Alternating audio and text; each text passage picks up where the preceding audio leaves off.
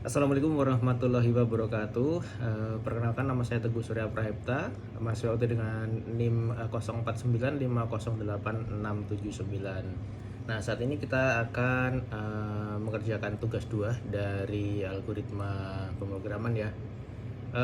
Untuk dari soalnya, kita akan menghitung jumlah gaji pokok dan gaji lembur dari karyawan. Dan codingan ini sudah saya bikin sebelumnya karena memang sebelumnya sudah pernah saya submit untuk tugasnya dan untuk videonya menyusul begitu. Oke, baik, untuk yang langkah pertama kita buat file dulu ya di sini ya. Ketika kita sudah buat kelas Java baru, nah di sini ada Java class. Nanti akan ada sebuah halaman kosong atau lembar kerja kosong yang bisa kita pakai untuk coding. Nah, oke, lanjut aja, kita langsung masukkan dulu untuk kelas-kelas yang kita butuhkan. Nah, di sini kita akan membutuhkan namanya kelas scanner. Nah, kelas scanner ini adalah berfungsi untuk mengcapture atau menerima inputan dari keyboard ya. Nah, di sini adalah import Java util scanner. Yang kedua, kita pakai import Java text decimal format. Decimal format simbol dan Java util lokal ini berfungsi untuk membuat atau memformat angka begitu ya, karena ini di sini adalah perhitungan penggajian, jadi saya buatnya adalah angka lengkap ya. Jadi ada simbolnya, ada separator untuk ribuan dan ada separator atau pemisah untuk koma begitu ya. Baik, lanjut, langsung kita di sini akan membuat kelas payroll namanya. Saya bikin namanya kelasnya payroll. Oke, langsung aja kita declarekan. Di sini ada scanner new scanner system in. Berarti di sini adalah scanner, dia akan menerima inputan dari keyboard ya begitu. Langsung kita akan mendeklarasikan variabel di line 17 ini. Golongan adalah string sesuai dengan soal, yaitu A, B, C. Jam lembur kita masukkan integer karena angkanya 1, 2, 3, 4, 5. Dan gaji pokok, gaji lembur ini adalah nilai mata uang ya, atau uangnya. Jadi kita kasih double. Nah, siapa tahu nanti ada komanya. Tapi kita di sini dideklarasikan dulu adalah 0 ya, divariabelkan 0 dulu gitu. Jadi untuk nilai inisiasi awal adalah 0.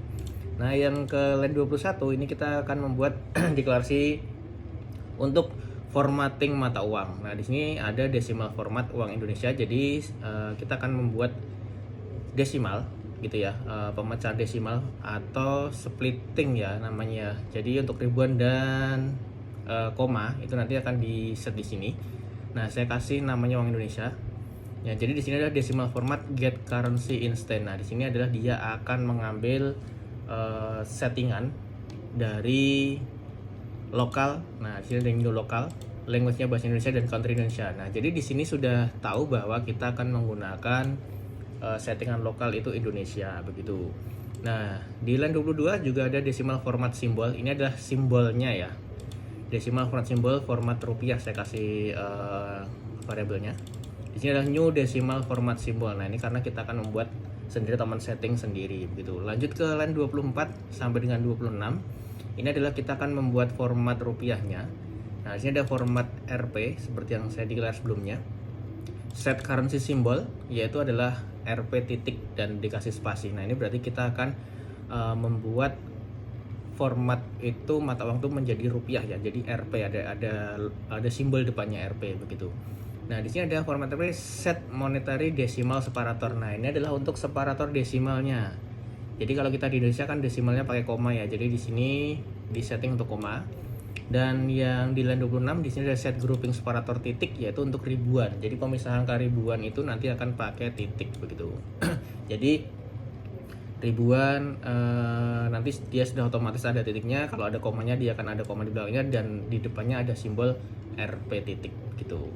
Nah, di sini kita akan settingkan di uang Indonesia itu decimal formatnya. Nah, set decimal format simbol dengan format yang sudah kita bikin tadi begitu. Lanjut untuk di line 31 kita akan outputkan dulu untuk di screen ya. Di sini ada sistem outprint, yaitu adalah menampilkan tulisan ya ini ya. Masukkan golongan karyawan A, B atau C. Nah, di sini adalah bentuk menunggu inputan ya di sini ya. Nah, Terus yang di line 32 kita akan kasih variabel lagi golongan. Golongan adalah scanner next line to uppercase. Nah, ini saya kasih to uppercase. Itu karena ketika kita input A, B atau C dengan huruf biasa, nggak pakai caps lock ya, tidak bukan huruf kapital, ini dia akan merubah sendiri. Jadi A ketika kita input pakai huruf kecil, dia nanti akan merubah sendiri menjadi huruf besar. Jadi di aplikasi kita ini akan tahu bahwa oh itu hurufnya besar begitu. Jadi dipaksa untuk ke uppercase semua. Nah, di line selanjutnya kita akan declarekan juga atau kita masukkan if else ya di sini ya. Jika golongan itu sama dengan A, maka gaji pokok itu 5 juta. Ya, untuk line 37 jika else if itu berarti kan apabila jika golongan itu B sama dengan B, gaji pokoknya jadi 6.500.000 rupiah. Nah, apabila jika golongan itu sama dengan C, makanya gaji pokok itu 9.500.000 rupiah. Else di sini adalah kalau tidak bukan A, bukan B, bukan C, atau golongan itu bukan sama dengan A, B, dan C, maka saya kasih di sini adalah outputan golongan tidak valid dan di return. Nah, berarti dia akan exit ya, gitu. Lanjut, karena ini sudah inputan tadi sudah masuk, sudah tersimpan di memori. Jadi ketika kita pilih A, B, C itu nilai gaji pokoknya sudah ditentukan dari if else tadi. Nah, yang kedua kita akan ada input jam lemburnya. Nah, di sini ada lagi sistem outprint, yaitu pertanyaan, output ke screen lagi, masukkan jumlah jam lembur. Nah, di sini di bawahnya ada jam lembur, dideklarasikan lagi jam lembur sama dengan scanner next in. Nah, kenapa next in saya pakai di sini? Karena ini adalah inputnya integer ya, 1, 2, 3, 4, 0 gitu ya. Nah, di sini ada lagi if else. If, nah di sini ya di line 51, if jam lemburnya sama dengan 0, nah maka dia tidak akan dapat gaji lembur gitu ya, karena dia inputnya 0. Tapi kalau jam lemburnya sama dengan 1, nah gaji lemburnya sama dengan 0,30 atau 30% dari gaji pokok dikalikan gaji pokok. Nah, gaji pokok ini tergantung dari variabel yang kita pilih di atas tadi ya, A, B atau C, golongan yang di atas tadi. Begitu pula untuk jika jam lemburnya 2, perhitungannya adalah 32% kali gaji pokok. Dan ketika jam lemburnya 3 jam, itu berarti adalah 34% dari gaji pokok. Begitu pula selanjutnya untuk jam lembur 4 dan jam lembur 5, yaitu kalau jam lemburnya 4 jam berarti dia akan 36% dari gaji pokok, dan jika jam lemburnya lebih dari 5 jam, lebih atau sama dengan 5 jam, jadi maksimal jam lembur atau uang yang didapatkan itu maksimal cuma 5 jam ya. Jadi setelah 5 jam dia akan dapatnya sama, yaitu 38% daripada gaji pokok. Nah, apabila nilai yang dimasukkan itu tidak valid, nah, misalnya kita masukkan angka minus nih, dia akan ada di return kan sini jam lembur tidak valid. Nah, jadi dalam pembuatan pemrograman atau algoritma ini kita juga harus tahu ya bahwa logic itu tetap harus digunakan, karena terkadang user itu ada yang sengaja input salah atau memang tidak sengaja salah. Makanya exception atau if else ini harus kita pakai logikanya begitu. Nah, setelah tadi scanner sudah mendapatkan inputan, yang pertama adalah inputan golongan dan yang kedua inputan jam lembur. Di sini kita akan mengkalkulasi. Nah, kita akan deklarasikan lagi untuk total penghasilan sama dengan double ya, di sini double, total penghasilan sama dengan gaji pokok ditambah gaji lembur. Nah, gaji pokok ditambah gaji lembur. Jadi total penghasilan di sini adalah gaji pokok dari golongan tadi, dia golongan apa, dan ditambah dengan gaji lembur setelah melewati perhitungan berapa persen dari gaji pokok tadi. Nah, di sini kita keluarkan outputan bahwa jumlah penghasilan adalah $S, $N, uang Indonesia format total penghasilan. Nah, ini adalah uang Indonesia tadi dikeluarkan dari atas. Ini di line 28 bahwa nilai yang ada di sini kita outputkan di sini akan diformat sesuai dengan formatting yang kita buat tadi di atas ya. Jadi nanti nilainya akan RP sekian begitu. Lalu kita tutup dengan scanner close gitu. Oh iya, satu lagi, kenapa di sini ada $S dan $N? $S ini adalah value nilai outputnya ya, value yang dapat dari total penghasilan tadi, dan $N ini adalah untuk enter ke bawah. Jadi tanpa $N pun sebenarnya nggak apa-apa begitu.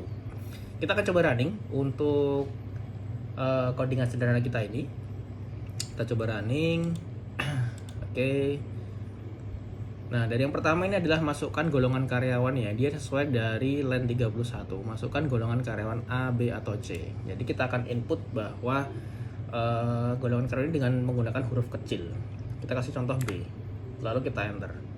Nah, maka B ini akan ditranslate atau dirubah menjadi uppercase, jadi huruf besar. Makanya inputan kita tetap valid ya. Di sini B itu valid karena dia akan masuk ke huruf besar B, yaitu gaji pokoknya Rp6.500.000. Nah, yang kedua adalah masukkan jumlah jam lembur. Inputan yang kedua di sini kita akan masukkan inputan jam lemburnya adalah 1 jam misalnya, 1 jam. Oke. Lalu kita enter. Nanti dia akan menghitung sendiri bahwa total penghasilan itu adalah gaji pokok ditambah 30% dari gaji pokok. Kita enter. Nah, hasilnya adalah jumlah penghasilan sesuai dengan di line 73, jumlah penghasilan. Ini sesuai dengan format ya. Nah, di sini Rp8.450.000. Begitu. Ini apabila kita input sesuai dengan pilihan atau sesuai dengan cara-cara yang benar. Misalnya ketika kita tidak input dengan cara yang benar atau tidak dengan pilihan yang di atas tadi seperti apa. Oke. Kita running ulang. Nah, ini masukkan golongan karyawan. Dia hanya ada A, B, atau C. Kita masukkan D. Nah, golongan tidak valid, lalu aplikasi akan close ya atau keluar gitu. Kita akan running lagi. Ketika kita masukkan golongan yang benar, C misalnya. Oke. Di C ini gaji pokoknya Rp9.500.000. Apabila dia tidak lembur, apakah benar nih? Kalau tidak lembur nggak dapat uang lembur ya atau gaji lembur ya. Kita masukkan 0. Oke. Nah, maka gaji pokoknya jumlah penghasilannya adalah tetap 9.500.000 karena dia tidak punya jam lembur. Begitu. Apabila kita masukkan nilai minus, nah seperti yang tadi saya kasih di else di line 63, 64 ya. Ini C kita masukkan. Nah, di sini masukkan jumlah jam lembur. Misalnya ada orang iseng nih minus 9. Nah, jam lembur dia tidak akan valid. Begitu. Baik, begitu kurang lebih untuk praktikum tugas 2 algoritma pemrograman ya. Jadi ini program sederhana untuk menghitung total penghasilan dari gaji pokok dan gaji lembur. Jadi dari program ini bisa dikembangkan lagi dengan perhitungan-perhitungan lain, mungkin dengan absensi segala macam bisa dikembangkan dan mungkin bisa lebih disempurnakan lagi dengan coding-coding atau formatting yang lebih simple lagi atau lebih lebih advance lagi begitu. Terima kasih untuk waktunya yang sudah menonton, dan ini untuk melengkapi tugas 2 ya dari algoritma pemrograman. Terima kasih. Akhir kata, wassalamualaikum warahmatullahi wabarakatuh.